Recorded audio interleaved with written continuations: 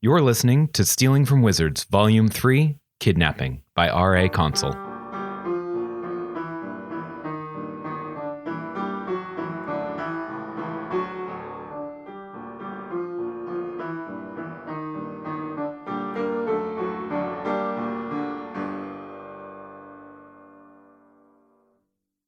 Chapter 14, The Green Knight. The halls of the palace through which Kuro hurried were as dark and empty as any night he'd spent prowling them in the past. Every cook, page, and footman busy with the celebrations, the castle was free to plunder. He had no interest in acquiring any of the excess of treasures on display, but did not trust Autolycus to feel the same.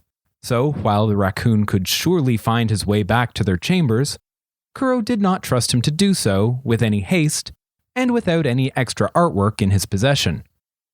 He took the fastest route he knew, dashing through the maze of passages below the palace meant for keeping servants and the real valuables out of sight.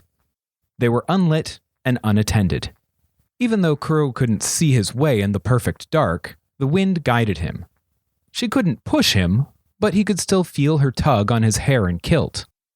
The journey was only mildly hampered by a despondent raccoon who was sulking at being removed from the party with only a single tart still in his paws. Kuro's trusted companion did not fail him. The wind led him unerringly through the darkness, never encountering a soul before reaching the end of the path. He climbed a steep and narrow set of stone stairs and slid out through a hidden door behind a banner in the Hall of Knights' Chambers. Kuro was proud of the restraint he showed by setting his familiar down gently on the bed rather than obeying his baser instinct and punting the artificial creature into the closet. "Now stay put," he said in his best impression of Ms. McCutcheon. "I'll bring back some treats for you, but if you leave again, I'll eat them myself." The threat was convincing enough that Autolycus at least pretended to concede. Kuro would have done more than threaten his familiar, but it was difficult for Kuro to actually trap him in the room without knowing how Autolycus had gotten out in the first place. He hadn't time to dwell on it, though. He had to get back to the dance before he was missed. He reached for the door handle, only to have it retreat from his grasp. It swung open to reveal Azalea, red-faced and weary from coughing, though that expression quickly shifted to one of defeat. "What are you doing here?" she asked in a tone somewhere between anger and anguish. "This is my room," explained Kuro. "What are you doing here?" "This is my room," retorted Azalea. "It's my family's hereditary chambers." Further discussion on the matter was interrupted by Sir McCool clearing his throat in the hallway. Kuro groaned and Azalea grimaced as the knight inserted himself into the conversation. "I notice, Lady Lamorak, that your cough has improved considerably." McCool pried loose an explanation and was far less upset about their deception than expected. Compared to the sort of mischief insufficiently supervised students typically participated in, he considered attempting to rescue a familiar as downright noble. He was concerned about neither their actions nor their intentions. He was, however, quite concerned with another matter. "How did you get here before us?" he asked in a suspiciously friendly tone. "I ran," explained Kuro. "But we left first, and you didn't pass us," countered the knight. "I took a different route." That much should have been obvious. "What other route?" He seemed genuinely shocked. "Through the servants' tunnels," Kuro said. "The ones beneath the palace." The knight made no effort to hide his shock or dismay at that response. "The labyrinth?" he confirmed. "Maybe," he considered. It was a bit of a maze. "Did you see any servants there?" Kuro pondered that. He hadn't. He'd never seen anyone in the tunnels. But that wasn't strange since he'd always been hiding, and the palace was sparsely populated most of the time. "What's it for, then?" "They are enchanted passages through which only full knights and the royal family can find their way. They're an avenue for escape and..." McCool paused to consider his words more carefully. "Other stuff." That couldn't be correct. They were easy to navigate. The smells carried on the air currents made it clear which way to go. Kuro pondered, as the breeze toyed with the hem of his kilt, that this method might not be available to other people. Upon reflection, it did seem odd that tunnels meant for servants would also hold the royal vault. containing the armor of retired knights and the real crown jewels. McCool reacted to Kuro's calm consideration of this new information with outrage. Just how much time have you spent in this castle? He couldn't really say, both because he hadn't kept track of how many nights he'd prowled the halls, and because admitting to any of the crimes he'd done at Phineas's behest would stop his heart. I thought you talked to the royal guard before letting me come. It seems they were a bit vague on the details, McCool grumbled. His ire now directed towards Dubois, leaving Kuro in a more comfortable position. What did you steal? Nothing, answered Kuro honestly. He'd swapped something, but that wasn't stealing, not really. The things he tried to steal, he couldn't. It would have been a national embarrassment if he had been able to. The sword can only be removed by a real royal. He tried to talk around the subject, avoiding admitting to anything directly. And the vaults aren't something a kid could get into. All the stuff lining your halls is worthless to a thief, too unique to sell and useless. You can't eat a painting. Sensing more questions on the horizon that he might not be able to answer, Kuro wrangled some control over the conversation. Why did Azalea's plan work? He asked. Because Craig is overprotective, Azalea explained with a self-satisfied smirk. She'd taken up residence on the bed Kuro had been sleeping in, along with Autolycus, who was steadily covering it in crumbs from the butter tart he'd held onto. The knight sulked at having his good nature taken advantage of and flopped onto the largest of the beds. I'd worry less if you weren't in the habit of nearly dropping dead so regularly. Having run out of soft surfaces, Kuro opened the large wardrobe to climb inside of, as a minor improvement over sitting on the floor. Are you sick? Azalea was somewhat pallid and displayed all the athleticism of a root vegetable. But that wasn't terribly unusual for a wizard. Manual labor was for strays. Compared to her sister, whom she idolized, however, she was unusually slight and gaunt. Bella could comfortably punch her way out of a situation should her magic fail. Azalea could nearly punch her way clear of a paper bag, and the exertion would result in a coughing fit. No, she asserted. I've just never been terribly well. Do you not know the story? Kuro shook his head. I thought everyone knew. She seemed uncertain whether she was happy or upset that her history wasn't more public knowledge. It's the first gallant feat of Sir Craigleith McCool, last Knight of the Sun, Thane of Erie. McCool groaned at the threat of having his brave acts recounted. He rescued me and Bella during the coup d'etat and has been a nuisance ever since. The knight clutched his chest as though mortally wounded by the slight against his character. Azalea sneered at the pageantry before continuing. You know my folks were both knights, right? Well, when the coup happened, we were all here for the presentation of the new heir. I was only a month old. Hadn't even been named my mom's squire yet. Bella was barely 4. When the fighting broke out, Mom and Dad locked us in that wardrobe and went to join the battle.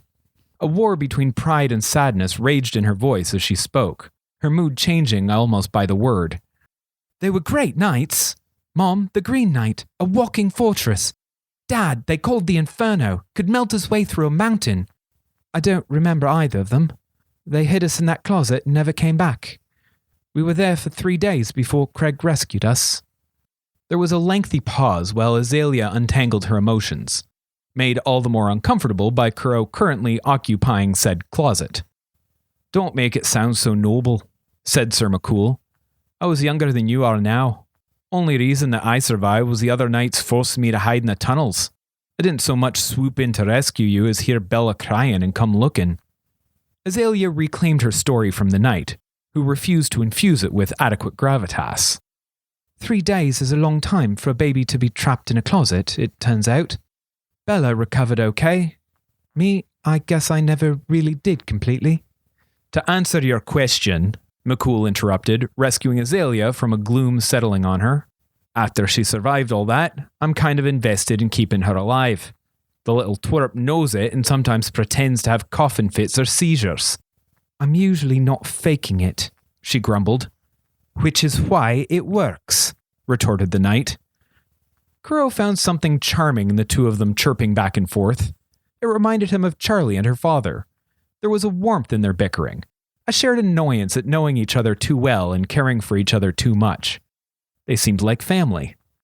That connection made him feel all the more out of place. He was the creation of one of the architects of the coup that had killed her parents. Now he was sleeping in their room. He shouldn't be there. "I understand why you hate me now," he said. She averted her eyes and mumbled, "I don't hate you," as if admitting it were a moral failing. The claim startled Kuro. "But you tried to kill me." That earned a raised eyebrow from Sir McCool, demanding an explanation, which Azalea entirely ignored. She chose instead to release a groan of abject embarrassment. "I'm really sorry. I thought I was supposed to. My honor as a knight demanded it. Are you still angry about that?" He wasn't, although he thought maybe he should be. He wasn't very good at getting angry and worse at staying that way. Besides, if he stayed upset about every threat against him, he'd never get any sleep. The knight in the room didn't wait for Kuro to puzzle out his feelings. He fixed Azalea with an accusing gaze and rested his chin on tented fingers, like Dubois beginning an interrogation, though the effect was weakened by him being nestled on a cozy duvet. "Your honor as a what?" Azalea sank in shame at being reminded of her current lack of title. A state that Kuro had never thought to question, but was made strange by the things McCool had said. "Why isn't she a knight?" he asked. It was a useful skill that Kuro had developed, to be comfortable with ridicule. He'd seen peers give up on a line of questioning when those around mocked them for their ignorance. So while his company drowned him in looks of disbelief and scorn, he pressed on. "You said you were knighted when you were younger than us. Why aren't Bella and Azalea knighted yet?" The pair on the beds exchanged a silent argument about who would have to explain the storied traditions of the knighthood to the filthy commoner. McCool relented first. "Because there's nobody to knight them," he said. "The two of them are presumed heirs of their family titles. Without someone on the throne to confirm it, their armor will stay locked in the vault. That's why they call me the last knight and the setting sun. I was the last one to be knighted before the coup. My uncle retired and passed on the armor to me just before everything went to pot. Not that I really wanted it. I was just the only one in the family even close to the right age, and too young to know better." "You could always give it to me," said Azalea. "My armor?" McCool laughed away the idea. He rolled up his sleeves to expose the two tight-fitting brass cuffs, which would expand to their full suit when activated. "What would you even do with it?" "Protect the throne," Azalea said boldly. "What throne?" The knight laughed again and thrust a thumb in Kuro's direction. "We don't even have that anymore. The Knights of the Sun are a dying order. We've no lord to serve and no way to replenish our numbers. Half of the knights are already past normal retirement age. Unless I do something to get myself killed, I'll likely as not be the last. Hang up my armor, shut off the lights, and lock the doors for good." The quiet that followed his story was broken by the sounds of returning revelers. The dance had ended, and soon they would be overrun with lodgers. Not wishing to engage with that magnitude of merriment, Azalea made her escape. "Thank you for helping me," said Kuro as she climbed from the little bed. "Maybe I didn't do it for you," she said, before patting Autolycus tenderly on the head. Then, facing Kuro, she flushed bright red again as she had on the dance floor, and seemed stuck in place for a moment. He was beginning to wonder if it was a health problem rather than anger. Glancing between Kuro and McCool, she wrestled briefly with some decision about what to say or do to Kuro. She settled on a stiff curtsy. "Good night, Kuro. Thank you for the dances," she said, and then made her escape. Upon her departure, McCool gave Kuro a knowing look. Unfortunately, Kuro did not share in that knowledge and so found himself entirely bewildered. Rather than explaining himself, the knight started talking more about the girl. "It's a shame she wants to follow her parents more than anything. She never met them, but she wants to be just like them. You know, if she somehow got her hands on the armor, I doubt anyone would try to take it away from her." He followed that comment with a wink, which Kuro found difficult to decipher. That wasn't entirely true. It was easy enough to interpret, but he felt he must be mistaken. It seemed like the knight was encouraging him to rob the royal vault. Even if he could do it, he couldn't imagine it ending well for him. Azalea, sure. She'd get her armor and join the Knights. Him? He'd be on a one-way trip to Niflheim prison for his efforts. The thundering approach of other students chased the knight away. Good night, Kuro. McCool wandered out and across the hall to his own chambers without adding any threat about staying put. This was a setup if he'd ever seen one. He wasn't going to fall for it. And neither are you, he told his familiar without any added explanation. The raccoon clutched his tiny fist to his chest and gave Kuro the least convincing performance of innocence he'd ever seen. "What isn't Autolycus doing?" shouted Charlie as she barreled into the room and flopped herself on his mattress. Marie and Arthur followed more quietly, taking up positions on the larger bed, leaving him again stranded in the armoire. Charlie didn't wait for a response, as she had more pressing questions. "Where did you go? You disappeared at the same time as Azalea. Did you two escape for a romantic rendezvous? I wouldn't blame you. She did look pretty adorable with her hair up like that. Did you hold hands in the moonlight? Did you kiss, hiding in the rose beds? Details! We need details!" He couldn't fathom how deeply Charlie misunderstood his relationship with the younger Lamorak sister, and her imaginings of what he might be doing shook him to the core. All he could think in response, however, was how impractical her suggestion had been. Roses have thorns. Marie rescued him from further assault by Charlie's imagination by turning the question back on her. "How about you?" she asked. "How did your punching go?" "It is discourteous to kiss and tell," replied Charlie, affecting a poor rendition of a courtly accent. "So you did kiss someone?" asked Arthur. "No," grumbled Charlie, her brief attempt at refinement crumbling instantly. "But I wouldn't tell if I had. I didn't see either of you doing any better than me."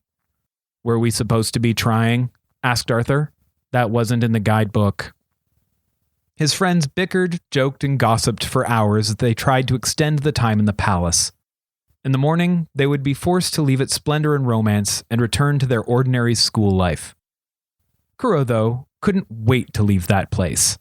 It held nothing but poor choices and bad memories, and the longer he stayed, the more they accumulated. And yet, deep in the night, he found himself doing something very foolish. He'd been unable to sleep, the events of the day playing back in his mind on repeat, each time making him feel more useless and ashamed. He snuck away from his room and wandered the tunnels beneath the palace to clear his head, just following wherever the wind guided him. After a lengthy and meandering stroll, he found himself standing outside the royal vault, trying to fathom what he was doing there. He tried to blame the wind, but she went completely still in protest of the accusation, stranding Kuro in the tunnels until he apologized.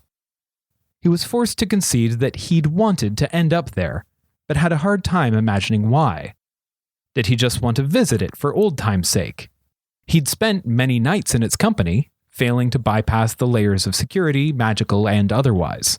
There was something comforting about the familiarity of it. Did he want to claim armor for himself? No, definitely not.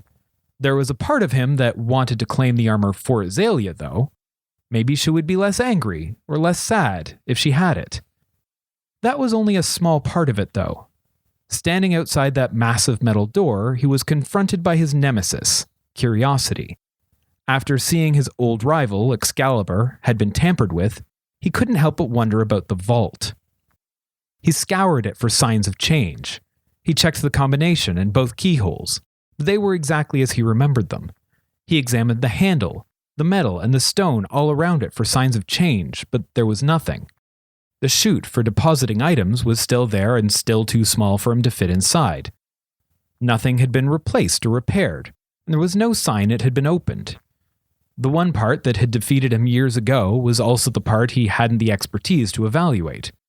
Most of the locking mechanisms were non-magical in order to also be magic-proof, made of salt and cold iron. One part, though, required a drop of royal blood, and that was something Kuro couldn't fake or bypass. As he settled himself back into bed, he was annoyed with himself for being satisfied. It wasn't just that seeing the vault had appeased his curiosity, but he'd also proved to himself that he could, if he chose to, sneak off.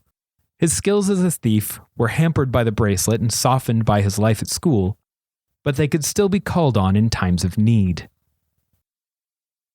Thank you for listening to Stealing from Wizards. If you liked our show, please consider rating or reviewing on iTunes.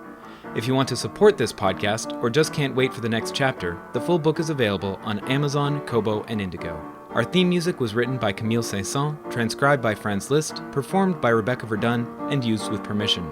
This episode was produced by Jim Tigwell.